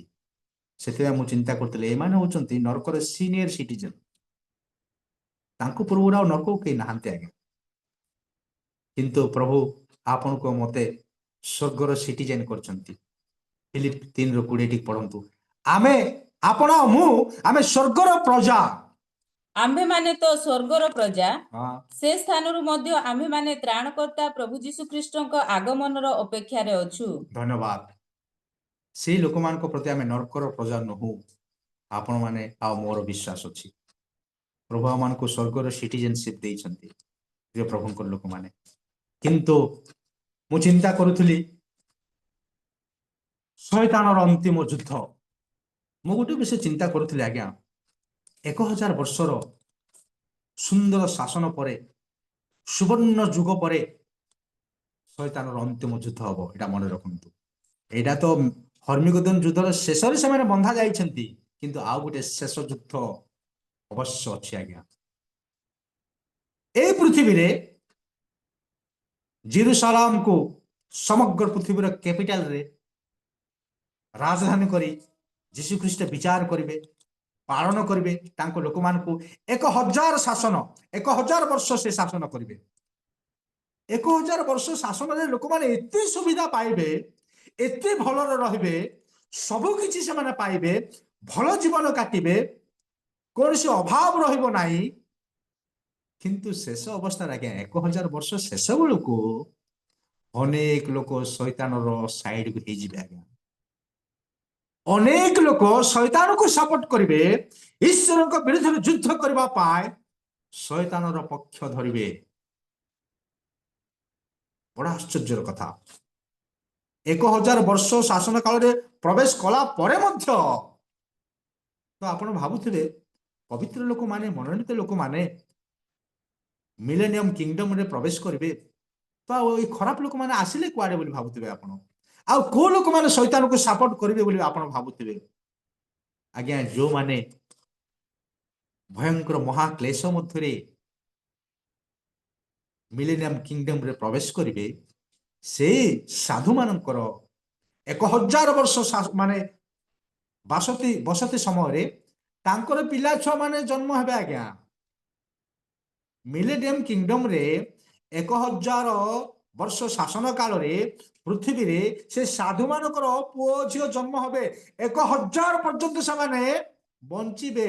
ତ କେତେ ଜନ ସମୁଦ୍ର ହେବ ଆପଣ ଚିନ୍ତା କରନ୍ତୁ। ପୃଥିବୀର ଜନସଂଖ୍ୟା କେତେ ଯେ ଅଧିକ ହବ ଆପଣ ଚିନ୍ତା କରନ୍ତୁ। ସମସ୍ତେ 1000 ଲାଖି ବର୍ଷ ବଞ୍ଚିବେ। ଆଶ୍ଚର୍ଯ୍ୟ ବିଷୟ। ସେତେବେଳେ ଆଜ୍ଞା ସେ ସାଧୁମାନଙ୍କ ପେଟରେ, ସେ ସାଧୁମାନଙ୍କ ଦ୍ୱାରା, ସେ ସାଧ୍ୱୀମାନଙ୍କ ଦ୍ୱାରା ଯେତେବେଳେ ସନ୍ତାନ ସନ୍ତତି ଜାତ ହେବ, ସେଇ ଲୋକମାନେ ଏମିତି ଗୋଟେ ସମୟ ଆସିବ 1000 ବର୍ଷ ଶେଷରେ ସେମାନେ ଈଶ୍ୱରଙ୍କ ବିରୁଦ୍ଧରେ କାର୍ଯ୍ୟ କରିବେ, ଶୈତାନର ସାଇଡ୍ ଆସିଯିବେ। ମୁଁ ଚିନ୍ତା କରୁଥିଲି ଉପରେ ଉପରେ ଧାର୍ମିକତାର ଜୀବନ କାଟୁଥିଲେ ବୋଧେ 1000 ବର୍ଷରେ, କିନ୍ତୁ ଭିତରେ ଯେମିତିକି ଆଦମକୁ ତାର ସାରା ବିଶ୍ୱର ଲୋକମାନଙ୍କ ନିକଟରେ ପାପ ପ୍ରବେଶ କରିଛି, ଠିକ ବୋଧେ ସେଇ ପାପ ରହିଛି ମନୁଷ୍ୟର ପ୍ରକୃତି ଆଜ୍ଞା। ସେମାନଙ୍କ ଜୀବନରେ ଗୁପ୍ତ ଭାବେ ରହିଛି। ଏମିତି ସମୟ ଆସୁଛି ଯୀଶୁଙ୍କର 1000 ବର୍ଷର ଶେଷରେ ତାହା କାମ ଦଉଛି। ଆଉ ସେମାନେ ଶୈତାନକୁ ସେମାନେ ସହଯୋଗ କରୁଛନ୍ତି। ଏତେ ସୁନ୍ଦର ପୃଥିବୀ ଥିଲା ଆଜ୍ଞା। ଦେଖନ୍ତୁ ଯିଶାୟା 2:4 କେତେ ସୁନ୍ଦର ପୃଥିବୀ ସେଟା ଥିଲା 1000 ବର୍ଷର ଶାସନ। ପୁଣି ସେ ଦେଶୀୟମାନଙ୍କ ମଧ୍ୟରେ ବିଚାର କରିବେ ହଁ, ଓ ଅନେକ ଗୋଷ୍ଠୀ ସମ୍ବନ୍ଧରେ ନିଷ୍ପତ୍ତି କରିବେ। ହଁ, ତହିଁରେ ସେମାନେ ଆପଣା ଖଡ୍ଗ ଭାଙ୍ଗି ହଁ, ନଙ୍ଗଳର ଫାଳ କରିବେ ହଁ। ଓ ଆପଣା ଆପଣା ବର୍ଚ୍ଛା ଭାଙ୍ଗି ଦା ନିର୍ମାଣ କରିବେ। ବହୁତ ଧନ୍ୟବାଦ ଆଜ୍ଞା। 1000 ବର୍ଷ ଶାସନ କାଳରେ ଆଉ ଯୁଦ୍ଧ ନଥିବ ଆଜ୍ଞା। ସେମାନେ କଣ କରିବେ? ନିଜର ଅସ୍ତ୍ର ଶସ୍ତ୍ରକୁ ଚାଷ କାମରେ ଲଗେଇବେ ବୋଲି ଲେଖା ଅଛି। ତାର ମାନେ ତାହା ଚାଷ କାମ କରିବେ ଅସ୍ତ୍ର ଶସ୍ତ୍ରକୁ। ଯୁଦ୍ଧ ସେମାନେ ଭୁଲିଯିବେ ଆଜ୍ଞା, ଯୁଦ୍ଧ ଭୁଲିଯିବେ। ଏବେ ତ ପୃଥିବୀରେ ଯୁଦ୍ଧ ଚାଲିଛି। ଏତେ ସୁନ୍ଦର ପୃଥିବୀ। ତାପରେ ଗୀତ ସଂହିତା 62:16 ଲେଖା ଅଛି, ଦେଖନ୍ତୁ, ପର୍ବତ ଗଣର ଶିଖରରେ ପ୍ରଚୁର ଶସ୍ୟ ହବ। ଦେଶ ମଧ୍ୟରେ ପର୍ବତଗଣର ଶିଖରରେ ପ୍ରଚୁର ଶସ୍ୟ ହେବ। ବାହ, ତହିଁର ଫଳ ଲିବାନୋନ ତୁଲ୍ୟ ହଲିବ। କି ଆଶ୍ଚର୍ଯ୍ୟ। ପୁଣି ନଗରବାସୀ ମାନେ ପର୍ବତ ଶିଖରେ, ପର୍ବତ ଗଣର ଶିଖରରେ ପ୍ରଚୁର ଶସ୍ୟ ହବ। माने एग्रीकल्चर डेवलपमेंट देखंतु आगे केमती खाद्यर अभाव हब नाही से 1000 वर्ष समय लोकंकर कौनसी नियंत्रण हेब नाही एते फैसिलिटी आ गोटे विषय बढ़िया लगुच जिसाय 11:9 मिलेनियम किंगडम ऊपर लिखा अछि देखंतु जिसाय 11:9 टिक पढंतु ସେମାନେ ଆମ୍ଭ ପବିତ୍ର ପର୍ବତର କୌଣସି ସ୍ଥାନରେ ହିଂସା କି ବିନାଶ କରିବେ ନାହିଁ हिंसा की विनाश करिवे नाही 1000 वर्ष रे हां तापरे କାରଣ ସମୁଦ୍ର ଯେପରି ଜଳରେ ଆଚ୍ଛନ୍ନ समुद्र जेपरिकी जलरे आच्छन्न ପୃଥିବୀ ସେପରି ସଦାପ୍ରଭୁ ବିଷୟକ ଜ୍ଞାନରେ ପରିପୂର୍ଣ୍ଣ ହେବ पृथ्वी से प्रकारे ईश्वरଙ୍କ ଜ୍ଞାନରେ ପରିପୂର୍ଣ୍ଣ ହବ 1000 ବର୍ଷ ସମୟରେ ଆଜ୍ଞା ଯୀଶୁ ନିଜେ ସେଠାରେ ରହିବେ ସେ ପ୍ରତିପାଳନ କରିବେ ଜ୍ଞାନରେ ପରିପୂର୍ଣ୍ଣ ହେବେ ସେତେବେଳେ କିନ୍ତୁ ଏଣ୍ଡିଂ ସମୟରେ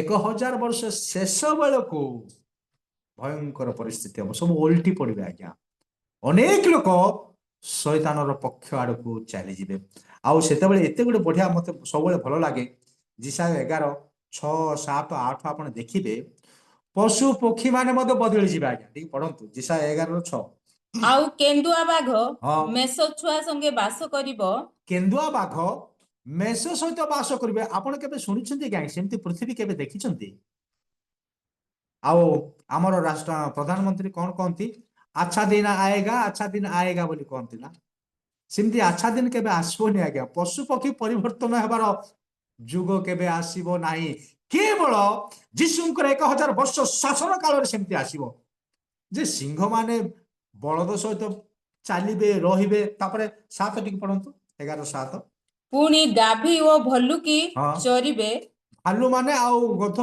ଘୋଡା ଆଉ କଣ ଯାକ ସବୁ ଚରିବେ ମିଶିକି ଚରିବେ ନିଜର ଖାଦ୍ୟ ସଂଗ୍ରହ କରିବେ ତାପରେ ସେମାନଙ୍କର ଛୁଆ ସବୁ ଏକତ୍ର ଶୟନ କରିବେ ହଁ ଆଉ ସିଂହ ବଳଦ ପରି ନଡା ଖାଇବ ସିଂହ ବଳଦ ପରି ନଡା ଖାଇବ କେତେ ପରିବର୍ତ୍ତନ ଦେଖନ୍ତୁ ଆଜ୍ଞା କେମିତି ଆଚ୍ଛା ଦିନ ଆଜ୍ଞା ସମସ୍ତେ କହୁଛନ୍ତି ଆଚ୍ଛା ଦିନ ଆଏଗା ପଲିଟିକାଲ ଲିଡର ମାନେ କେବେ ଆସିବନି ଆଜ୍ଞା ଯୀଶୁ ନ ଆସିବା ପର୍ଯ୍ୟନ୍ତ ତାପରେ 8 ଟିକେ ପଢନ୍ତୁ ପୁଣି ସ୍ତନ୍ୟପାୟୀ ଶିଶୁ ସ୍ତନ୍ୟପାୟୀ ଶିଶୁ କାଳ ସର୍ପର ଗର୍ତ୍ତ ଉପରେ ଖେଳିବ ବାପରେ ଛୋଟ ପିଲାମାନେ ଆଜ୍ଞା ଯୋଉଠି କାଳସର୍ପ ଥାଏ ନାଗସାପ ଥାଏ ସେ ଗାତରେ ହାତ ଦେଇକି ଖେଳିବ ଏମିତି ଯୁଗ ଆସିବ 1000 ବର୍ଷରେ ଏମିତି ସବୁ ହବ ଏ ସମସ୍ତ ବିଷୟ ଅନୁଭୂତି କଲା ପରେ ମଧ୍ୟ ଏ ସମସ୍ତ ଦେଖିଲା ପରେ ମଧ୍ୟ 1000 ବର୍ଷର ଶେଷ କାଳରେ ଲୋକମାନେ କେମିତି ବିଗିଡି ଯାଉଛନ୍ତି ଦେଖନ୍ତୁ ଆଜ୍ଞା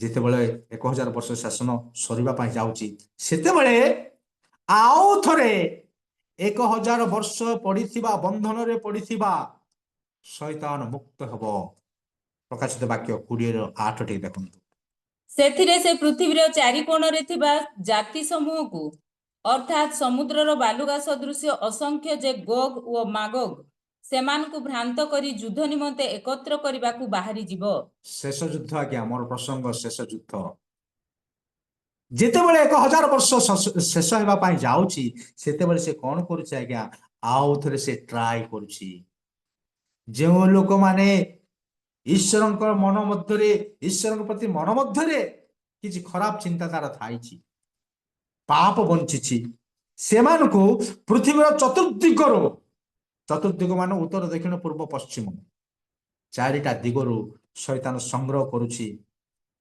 ଈଶ୍ୱରଙ୍କ ବିରୁଦ୍ଧରେ ଯୁଦ୍ଧ କରିବା ପାଇଁ ଏହା ହଉଛି ଶୈତାନର ଶେଷ ଯୁଦ୍ଧ ଏହା ହଉଛି ଈଶ୍ୱର ବିରୋଧୀ ମାନଙ୍କର ଶେଷ ଯୁଦ୍ଧ ଆଜ୍ଞା ଆପଣ ମାନେ ଭାବୁଥିବେ ଶୈତାନକୁ 1000 ବର୍ଷ ବନ୍ଧା ଗଲା ସେମିତି ଆଣ୍ଟିକ୍ରାଇଷ୍ଟ ଆଉ ଭଣ୍ଡ ଭାବବାଦୀ କାହିଁକି ବନ୍ଧା ଗଲାନି ଡାଇରେକ୍ଟ କାହିଁକି ନର୍କରେ ପକାଗଲା ଦେଖନ୍ତୁ ଏଇଟା ବି ଆମ ମନର ଚିନ୍ତା ପ୍ରଶ୍ନ ଆସିପାରେ କିନ୍ତୁ ସେମାନଙ୍କର ସମୟ ସେତିକି ଥିଲା ଆଜ୍ଞା ସେମାନଙ୍କୁ ଯୋଉ ସମୟ ଦିଆଯାଇଛି ସେ ସମୟ ସରିଥିଲା କିନ୍ତୁ ଶୈତାନର ସମୟ ବାକି ଥିଲା ଆଉ ସେ କଣ କରୁଛି ଶେଷ ଯୁଦ୍ଧ ପାଇଁ ଆଜ୍ଞା ଶୈତାନ କେବେ ଭାବିଛି କି ନାହିଁ ମୁଁ ଜାଣିନି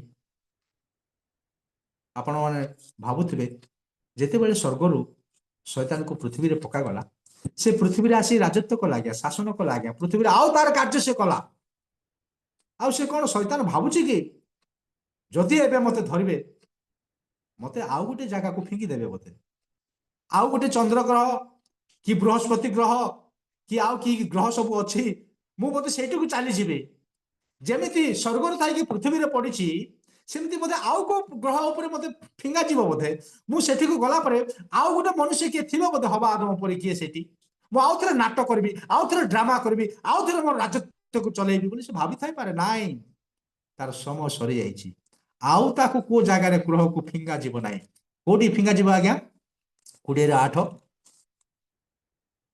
प्रकाशित 20 रे 8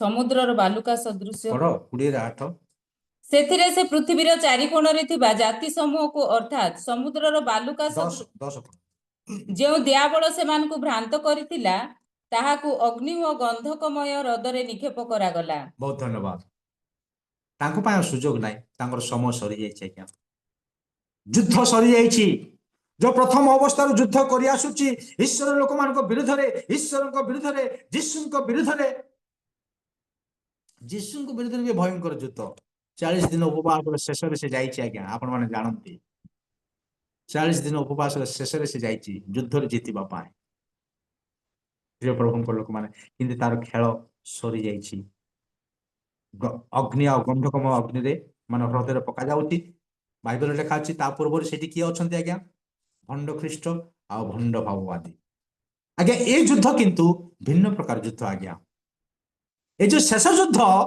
आपण आश्चर्य हेबे भिन्न प्रकार युद्ध सब बेले लास्ट वार ता बेसी भयंकर थाए आज्ञा आपनकर व्यक्तिगत जीवन हो कि कोनसी देश भाव रे भावंतु कि खेल कूद रे हो कि वर्ल्ड कप हो कि गुडे कोनसी प्रकार कंपटीशन होंतु शेष युद्धटा बेसी भयंकर थाए आपण क्रिकेट रे क्वार्टर फाइनल जीतबे सेमीफाइनल जीबे तापर फाइनल मैच ता आपण बहुत कष्ट थाई पारे ठीक सेमती ए युद्ध शैतान भिन्न प्रकार युद्ध होईची ए युद्धटा बेसी कष्ट हेइनी आज्ञा बेसी सहज रे सरी जाईची अति सहज रे सरी जाईची आ कोन हेइची आकाश रु युद्ध आरंभ हेबा पूर्व युद्ध खत्म हो जाइए आज्ञा शेष युद्ध से लोक मान को एकत्र करुछि चतुर्दिगरु एकत्र करिछि ईश्वर के विरुद्ध युद्ध करबा पाए ठीक सेते बेले कोन हेछि आकाश रु कोन हेछि अग्नि आसी ध्वंस करिछि माने युद्धटा वन साइड हे गला बोली भाबुछि सब बेले युद्ध डबल साइड ले भलो लागे नै कि आमे देखुछु दि जण जाक स्ट्रांग थिबार अछि दि जण जाक युद्ध भलो थिबार अछि लोक माने बेसी भलो पांती किंतु ए युद्ध वन साइड हे जाइछि से युद्ध आरंभ हेबा पूर्वरु आकाश रु परमेश्वर अग्नि पटे ध्वंस करूछंती शैतान रो अंतिम युद्ध खलास हे जाउछि एंड हे जाउछि प्रिय प्रभु को लोक माने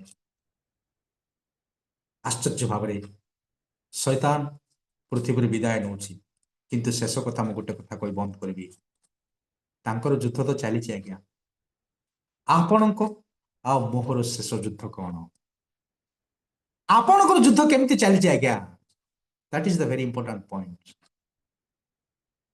आपण जीवन में केते युद्ध जीति केते युद्ध हारी आज्ञा मु फिजिकल वार कथा कहनी आज्ञा आत्मिक युद्ध कथा कहूँ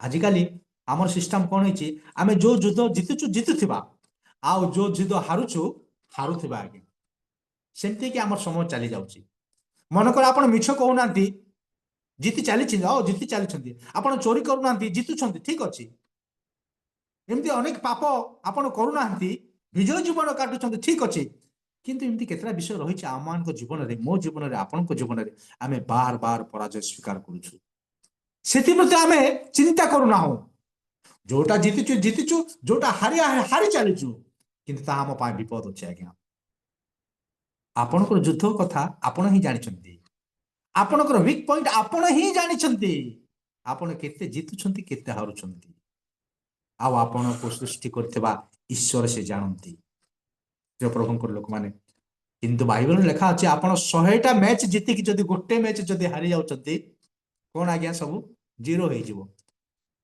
याकूब पुस्तक 2:10 को पढंतु आज्ञा पूरा क्लियर लिखा अछि आपण सब किछि पालन कर जदी गोटे आज्ञा पालन करिवे नाही कोन हबो देखंतु କାରଣ ଯେ କେହି ସମସ୍ତ ବ୍ୟବସ୍ଥା ପାଳନ କରି ହଁ କେବଳ ଗୋଟିଏ ବିଷୟରେ ଝୁଣ୍ଟି ପଡେ ହଁ ତେବେ ସେ ସମସ୍ତ ବ୍ୟବସ୍ଥା ଲଙ୍ଘନ ଦୋଷରେ ଦଣ୍ଡନୀୟ ହୁଏ। ବାସ୍ ଆପଣ ସବୁ ପାଳନ କରି ଯଦି ଗୋଟେରେ ହାରି ଯାଉଛନ୍ତି ସବୁ ଗଲା ଆଜ୍ଞା।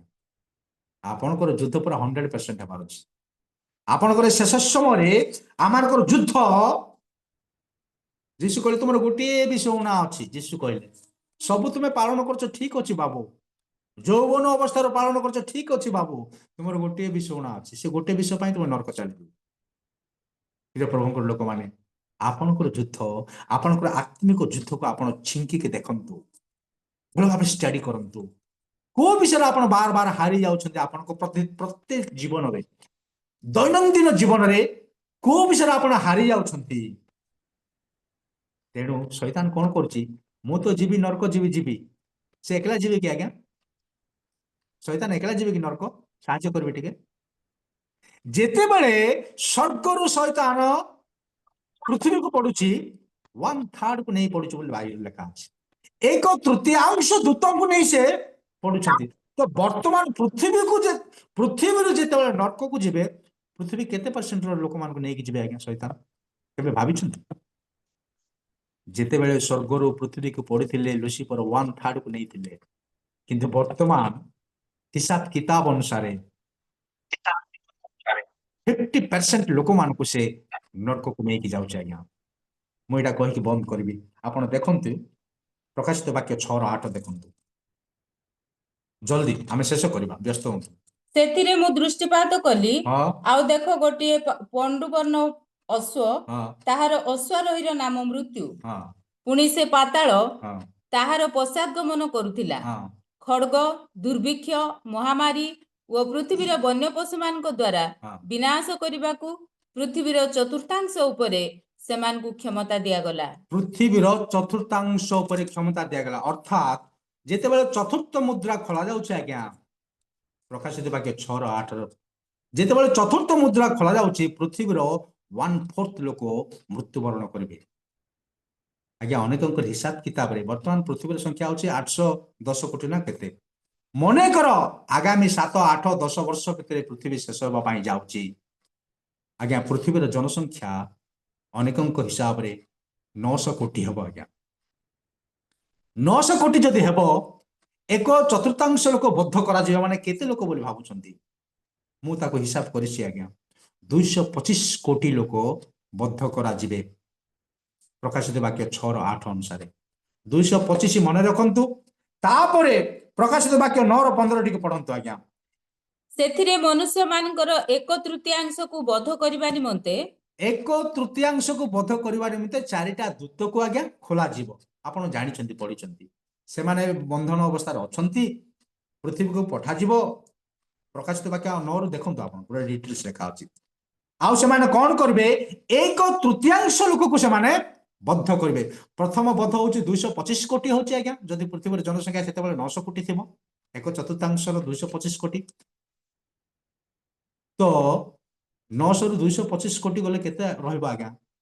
ଦେଖନ୍ତୁ ସେଇ ହିସାବରେ ଏଇ ଦୂତ ମାନେ 1/3 ଲୋକ ଯୁଦ୍ଧ କରିବେ, ମାନେ ଠିକ ସେଇ 225 କୋଟି ଆସୁଛି ଆଜ୍ଞା। ପ୍ରଥମ 225 କୋଟି, ବର୍ତ୍ତମାନ 225 କୋଟି, 450 କୋଟି ଲୋକମାନେ ବଦ୍ଧ କରାଯିବେ। ଅର୍ଥାତ୍ 900 କୋଟିର 450 ମାନେ 50%। ସେଦିନ ଲୁସିଫର ପଡିଥିଲା 1/3 ଆଜ୍ଞା, କିନ୍ତୁ ବର୍ତ୍ତମାନ ସେ ନରକକୁ କେତେକୁ ନେଇକି ଯାଉଛି? 50%। ଆପଣ ଆଉ ହିସାବ କଲେ ଏତେ ହଜାର ବର୍ଷର ପୃଥିବୀରେ ଆଉ କେତେ ଲୋକ ମରିଥିବେ ଆଜ୍ଞା? କେତେ ପରସେଣ୍ଟ ହେବ ଆପଣ ଚିନ୍ତା କରନ୍ତୁ। 450 କୋଟି କଣ କେତେ ଲୋକମାନଙ୍କୁ ସେ ନରକକୁ ନେଇ ଯାଉଛନ୍ତି। ତ ଆପଣଙ୍କର ଯୁଦ୍ଧ, ମୁଁ କହିବା କଥା, ଆପଣଙ୍କର ଯୁଦ୍ଧରେ ବିଜୟ ହୁଅନ୍ତୁ, ନିଜକୁ ରକ୍ଷା କରନ୍ତୁ। ଆଉ ଆପଣ ଖାଲିରେ ପାଷ୍ଟ ପ୍ରଚାରକ ହେଇନାହାନ୍ତି। ଆପଣ ନିଜକୁ ରକ୍ଷା କରିବେ ଆଉ ଅନ୍ୟକୁ ରକ୍ଷା କରିବାର ଅଛି। ଆପଣ ସାଧାରଣ ବିଶ୍ୱାସୀ ନୁହନ୍ତି। ଏତେ ଲୋକକୁ ଶୈତାନ ନେଇଯାଉଛି ଆଜ୍ଞା। କିଛି ଲୋକକୁ ଆପଣ ରକ୍ଷା କରନ୍ତୁ, କାରଣ ବାଇବଲରେ ଲେଖା ଅଛି ଆଜ୍ଞା, ହିତୋପଦେଶ 24:11ରେ, ମୃତ୍ୟୁ ନିମନ୍ତେ ଘେନା ଯିବା ଲୋକମାନଙ୍କୁ ଉଦ୍ଧାର କର। ହିତୋପଦେଶ 24:11 ଟିକେ ପଢନ୍ତୁ ଜଲ୍ଦି। ଆପଣ ମାନଙ୍କୁ ଗୋଟେ ଦାୟିତ୍ୱ ରହିଛି ଆଜ୍ଞା। हाँ ମୃତ୍ୟୁ ନିମନ୍ତେ ଘେନା ଯିବା ଲୋକମାନଙ୍କୁ ଉଦ୍ଧାର କର। ବାସ୍ ସେତିକି ଯଥେଷ୍ଟ। ମୃତ୍ୟୁକୁ ଯୋଉମାନେ ଘେନା ଯାଉଛନ୍ତି, ମୃତ୍ୟୁର ପଥରେ ଯୋଉମାନେ ଯାଉଛନ୍ତି, ନର୍କ ପଥରେ ଯୋଉମାନେ ଯାଉଛନ୍ତି, ଈଶ୍ୱରଙ୍କ ବିରୁଦ୍ଧରେ ଯୋଉମାନେ ଯାଉଛନ୍ତି, ସେମାନଙ୍କୁ ଉଦ୍ଧାର କର। ଆପଣ ଆଉ ମୁଁ ନର୍କର ସଂଖ୍ୟାକୁ କମାଅ, ତାର ଅର୍ଥ ସେ ଏତେ ଲୋକମାନଙ୍କୁ ନେଇକି ଯାଉଛନ୍ତି, ନେଇକି ଚାଲିଯିବେ। ତେଣୁ ଆମଙ୍କର ଯୁଦ୍ଧ ବିଫଳ ନ ହଉ ଆଜ୍ଞା। ପାଉଲ କହିଲେ ମୁଁ ଶେଷ ପର୍ଯ୍ୟନ୍ତ ଦୌଡ଼ି ଅଛି, ମୁଁ ଶୂନ୍ୟକୁ ମୁକା ମାରିଲା ପରି ନୁହଁ ବୋଲି କହୁଛନ୍ତି ସେ। ମୁଁ ଶୂନ୍ୟ ସହିତ ଯୁଦ୍ଧ କଲା ପରି ନୁହଁ। ଆପଣ ଯୋଉ ଯୁଦ୍ଧ କରୁଛନ୍ତି, ମୁଁ ଯୋଉ ଯୁଦ୍ଧ କରୁଛି, ଶୂନ୍ୟ ସହିତ ନୁହଁ ଆଜ୍ଞା। ପାଉଲ କହିଲେ ମୁଁ ଅନେକ ଲୋକକୁ ଯେପରିକି ଅନେକ ମନୁଷ୍ୟମାନଙ୍କୁ ଯେପରି ମୁଁ ପାଇପାରେ ଈଶ୍ୱରଙ୍କ ରାଜ୍ୟ ପାଇଁ। ଆଜି ଆମେ ନିଷ୍ପତ୍ତି ନେବା, ଆମମାନଙ୍କର ଯୁଦ୍ଧ ଆମେ ନିଜକୁ ରକ୍ଷା କରିବା, ପୁଣି ମୃତ୍ୟୁକୁ ଘେରା ଯିବା ଲୋକମାନଙ୍କୁ, ନର୍କ ପଥରେ ଯିବା ଲୋକମାନଙ୍କୁ ଆମେ ରକ୍ଷା କରିବା। ତାପରେ ଆମେ କଣ ହେବା? ରେପଚର ହେବା। ରେପଚର ହେଲା ପରେ ତାହାକୁ ଆଉ ଗୋଟିଏ ପ୍ରସଙ୍ଗ, ଆମେ ସ୍ୱର୍ଗାରୋହଣ କରିବା, ଯୀଶୁଙ୍କ ସହିତ ମଧ୍ୟ ଆକାଶରେ ଆମେ ଭେଟିବା। ତାପରେ ବାଇବଲ କହୁଛି କଣ? ପ୍ରଥମ ଥେସଲୋନିକେ 3:13, ପ୍ରକାଶିତ ବାକ୍ୟ 19:11-14 ଲେଖା ଅଛି, ଆଉ ଥରେ ଆମେ କଣ କରିବା? ସାଧୁମାନଙ୍କ ସହିତ ଯୀଶୁଙ୍କ ସହିତ ପୃଥିବୀକୁ ଆଗମନ କରିବା। ଯଦି ଆପଣ ବିଜୟ ହେଇନଥିବେ ଆଉ କେତେବେଳେ ଫେରିବେ ଆଜ୍ଞା? ଆପଣ ତ ହାରି ଯାଇଥିବେ। ଆମେ ବିଜୟ ଜୀବନ କାଟିବା, ମଧ୍ୟ ଆକାଶରେ ଯୀଶୁଙ୍କୁ ଭେଟିବା, ପୁଣି ଆଉ ଥରେ 1000 ବର୍ଷ ଶାସନ କାଳରେ ଯୀଶୁଙ୍କ ସହିତ ଆମେ ଆସିବା, ଆଉ ତାଙ୍କ ସହିତ ଶାସନ କରିବ ବୋଲି ଲେଖା ଅଛି। ପ୍ରିୟ ପ୍ରଭୁଙ୍କର ଲୋକମାନେ, ତେଣୁ ଶୈତାନର ଯୁଦ୍ଧ ସମାପ୍ତ ହେବା ପାଇଁ ଯାଉଛି ଆଜ୍ଞା। ସେ ସମୟ ଅତି ସନ୍ନିକଟ, ଅତି ସନ୍ନିକଟ। ସେ ତ ହାରିବ, ସେ ତ ନର୍କ ଯିବ, କିନ୍ତୁ ଆପଣଙ୍କର ଯୁଦ୍ଧ ପ୍ରତିଦିନ ଆପଣ ଜିତିବା ପାଇଁ ଚେଷ୍ଟା କରନ୍ତୁ। ଯେଉଁ ଯୁଦ୍ଧରେ ଆପଣ ପ୍ରତିଦିନ ହାରି ଯାଉଛନ୍ତି, ତାକୁ ଜିତନ୍ତୁ, ନିଜକୁ ରକ୍ଷା କରନ୍ତୁ। ଆଉ ଆପଣଙ୍କର ଦାୟିତ୍ୱ, ଆପଣଙ୍କୁ ପ୍ରଭୁ ଯୋଉ ଆଦେଶ ଦେଇଛନ୍ତି, ଅନେକ ଲୋକମାନଙ୍କୁ ରକ୍ଷା କରନ୍ତୁ। ପ୍ରଭୁ ଏହି ଛୋଟ ବାକ୍ୟରେ ଆମ ସମସ୍ତଙ୍କୁ ଆଶୀର୍ବାଦ କରନ୍ତୁ। ଆମେନ। ଘଣ୍ଟାକୁ ଛୋଟ ବାକ୍ୟ। ଆମେନ୍। ଅଶେଷ ଧନ୍ୟବାଦ ସାର୍। ଆସନ୍ତୁ ପ୍ରଭୁଙ୍କ ଗୌରବ ସକାଶେ ପୁଣି ପ୍ରଭୁଙ୍କର ଦାସଙ୍କୁ ସମ୍ମାନ ଦେବା ସକାଶେ ଏକ ଉଚ୍ଚ କରତାଳ ଦେଇ ଆମେ ଧନ୍ୟବାଦ ଜ୍ଞାପନ କରିବା। ଅତି ସୁନ୍ଦର ବାକ୍ୟ, ସଚେତନ ମୂଳକ ବାକ୍ୟ ଆମମାନଙ୍କ ଗହଣରେ ପ୍ରଭୁଙ୍କ ଦାସ ରଖିଗଲେ। ଆମମାନଙ୍କର ପ୍ରତିଦିନର ଯୁଦ୍ଧ, ଯୋଉ ଯୁଦ୍ଧ ଆମମାନଙ୍କୁ ଲଢିବାର ଅଛି ଶୈତାନ ବିରୁଦ୍ଧରେ, ମୃତ୍ୟୁର ପଥରୁ ନିଜକୁ ପୁଣି ଅନ୍ୟମାନଙ୍କୁ ରକ୍ଷା କରିବା ପ୍ରଭୁଙ୍କ ନାମରେ। ଯେ ପ୍ରକାର ଆମେ ସେଇ ଅଂଶୀ ନ ହଉ, ଶୈତାନର ସେଇ ଅଂଶୀ ନ ହେଇକି ପ୍ରଭୁଙ୍କର ସେଇ ସ୍ୱର୍ଗ ରାଜ୍ୟର ଅଂଶୀ ହେବା, ସେଥି ସକାଶେ ଆମେ ସଦାସର୍ବଦା ପ୍ରଭୁଙ୍କ ଠାରେ ରହି ଆମେ ପ୍ରାର୍ଥନାରେ ଜୀବନ କାଟୁ। ପ୍ରଭୁ ଏଇ ବାକ୍ୟ ଦ୍ୱାରା ଆମ ସମସ୍ତଙ୍କୁ ଆଶୀର୍ବାଦ କରନ୍ତୁ। ପୁଣି ପ୍ରଭୁ ଯେ ପ୍ରକାର ଚାହାନ୍ତି ସେ ପ୍ରକାର ଆମେ ଜୀବନ କାଟୁ, ସେଥି ସକାଶେ ସେମାନଙ୍କୁ କଲ୍ୟାଣ କରନ୍ତୁ। ବର୍ତ୍ତମାନ ଆମେ ପ୍ରାର୍ଥନାରେ ଯିବା। ଶେଷ ପ୍ରାର୍ଥନାରେ